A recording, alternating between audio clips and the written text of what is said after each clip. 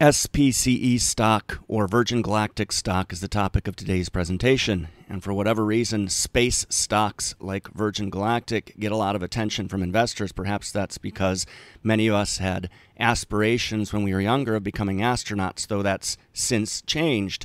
I came across this survey that says in both the US and UK, vlogger or YouTuber is now the most popular choice, with astronaut in last place. Though if you go across the pond to China, the trend's reversed, with more than half of Chinese kids saying they'd like to be astronauts when they grow up.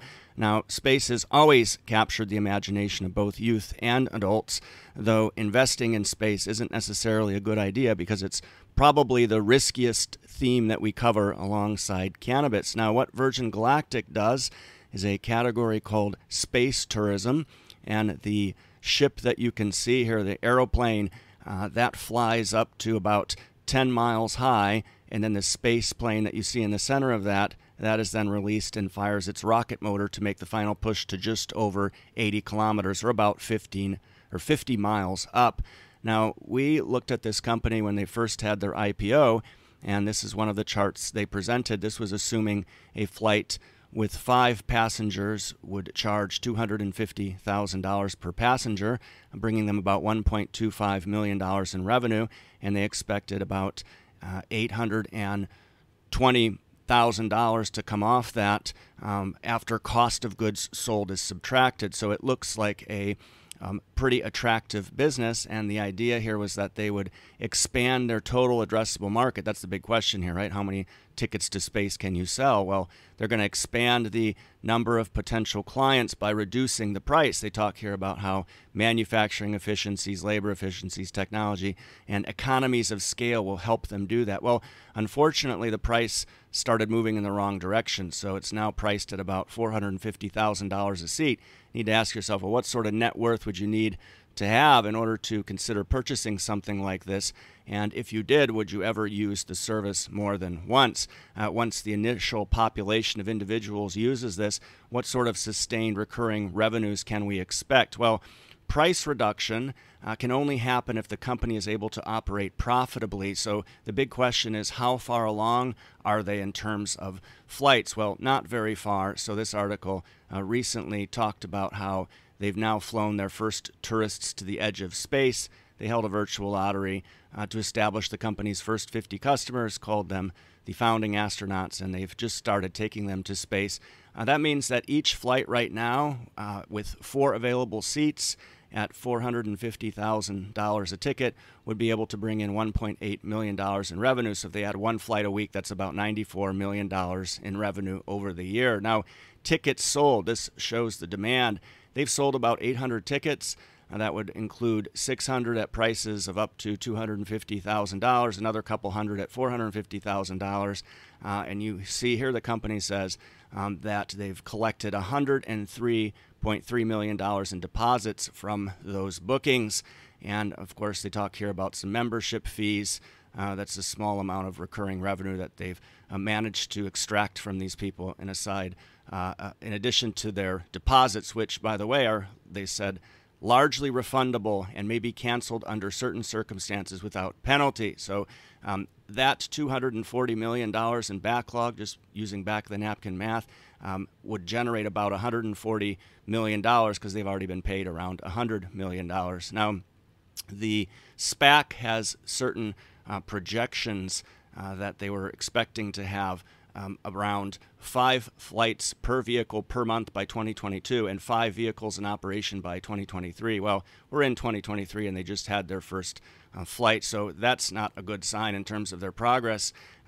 25 flights a month multiplied by 4 seats equals 100 reservations filled per month, or 1,200 people per year. So once they go through that backlog, one wonders how many people they'll be able to bring to this service on a recurring basis. As we said earlier, they say here they've not yet tested flights at full passenger capacity of 6 persons, and right now they're temporarily assigning one of the 4 passenger seats in their rocket ship to be occupied by one of their employees. Provided none of these flights crash, because that would probably spell the death of this service, what demand can be expected per year? That's the big question, right? So we look here at the future revenues the company talks about. So they're less than the 240 we calculated. They represent about 207 million. They've flown 12 payloads for research missions, and they talk about how they expect those commercial flights, of which they've had one paying commercial flight, to be priced higher than their consumer offering, though back of the napkin math doesn't show that to be the case, at least with the first flight. But they say here, as we transition to full commercialization, we intend to take a more active role in marketing and selling our space flight experience. So you're going to start spending more than the current $200 million a year that you spend on sales and marketing. That's quite a lot. And when it comes to their financial outlook for this year, they're saying that the last 2 quarters will bring in about $1 million in revenues, and they're expecting cash flow guidance to be in the range of losing $120 to $130 million per quarter. So the big question becomes, how long can they last before needing to raise more money? Well, this is another slide here taken from the SPAC deck, which shows just how far behind they are on their initial plan. Now, when we look at revenues, what's interesting here is this would be the revenues from their last quarter. This was their first commercial space flight, so we can assume about $1.5 million for a commercial flight. Compare this to the 1.8 that they can receive from taking passengers, and they really need to get through their backlog because these are people that presumably are waiting to pay them money. So this company is surviving, not thriving. They have $940 million in cash and investments.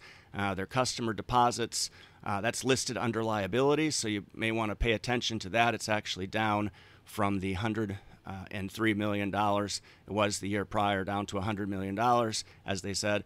And they have convertible notes of $417 million due in 2027, so that's net of about $523 million in cash. The market cap is less than that. Why? Well, that shows that investors are not confident this money is going to be used to increase the intrinsic value of the company. And it's also because they're issuing shares and diluting existing shareholders. Here you can see a raise they did in 2022, a small raise of 5.7 million shares. And then look at the raise they did in 2023. That's 54 million shares. So the last share sale they had raised $300 million at $5 a share. It's now trading around $1.40 a share, so that means they have to give away a whole lot more of the company in order to raise cash. When they did that last offering, it increased shares outstanding by nearly 20%. As of now, they have about $323 million left to sell of a $400 million at-the-market offering, so expect them to be giving away more of the company. And here you can see research and development costs. This is something to pay attention to because, as they say here, until we achieve technological feasibility with our next generation spaceflight systems, we will not capitalize expenditures incurred to construct these spaceflight systems and continue to expense these costs as incurred to research and development. So eventually those would shift over to COGS. We can start to see how profitable this business is if it manages to be a profitable business. Now, a lot of people seem to be interested in this, and you need to be careful about stock price manipulation. So we see with, for example, space stocks and quantum computing stocks that these individuals out there, usually with an icon of a rocket ship or an atom in their Twitter account, show their blind allegiance to these sacred cows by attacking anyone that dares say anything negative. So it'll be interesting to see what sort of characters come around and comment on this video in trying to support why investors ought to consider investing in a firm that seems to be on very shaky ground. Now, as shares continue to fall, the likelihood of this company raising capital lessens, and it becomes more difficult for them, and eventually when they can't raise capital to keep going, they go bankrupt. And this is an interesting paper that somebody put out recently that looks at how in the United States bankruptcies dictate that shareholders recover no value unless creditors are paid in full, and usually that rarely happens. That's why they go bankrupt, right? They can't pay their creditors. Amateur investors who know little about the small chance of shareholder recovery buy bankrupt company stock from sophisticated institutional investors who are now able to hedge some of their losses from now insolvent companies. That's something to pay attention to should this company ever go bankrupt. You want to avoid, the more likely it is that a company is going to go bankrupt, the less likely it should be that you want to invest in it, Bed Bath & Beyond being a good example of that. Now, the last thing I wanted to mention here is that price point and the importance of getting that down. You need to ask yourself, what sort of experiences could you get for $450,000? Well, for example, there you could fly this L-29. I actually did that for about $1,500. They'll take you up and do all kinds of maneuvers. The next step up would probably be a MiG, so you can go into Russia. Well, you used to be able to do that, and I'm sure they're offered elsewhere. You can fly a MiG for about $20,000. That'll take you up to 22 kilometers up in the sky. Virgin goes to 110 kilometers, but and you get weightlessness, but the price tag is $450,000. So you could get an awful lot of interesting experiences for the price tag that Virgin wants, and I don't really think that they're going to generate the demand that they think they will with that price tag. Space tourism sounds good on paper, but that's really where the interest ends for us. And the next milestone, I think, for Virgin is a regular cadence of flights and moving those R&D expenditures to COGS so we can start to see how profitable they are. The possible downsides for this company really seem to outweigh the potential upsides. As comedian W.C. Fields once said, "I spent half my money on gambling, alcohol, and wild women. The other half I wasted." So here's to hoping that an investment in Virgin Galactic stock isn't money wasted. Now, I'm going to put up another video here on top space stocks that you might find interesting. Before you click that, please click the Nanalyze logo on the right, subscribe to our channel, support our work. Thanks for taking the time to watch this today.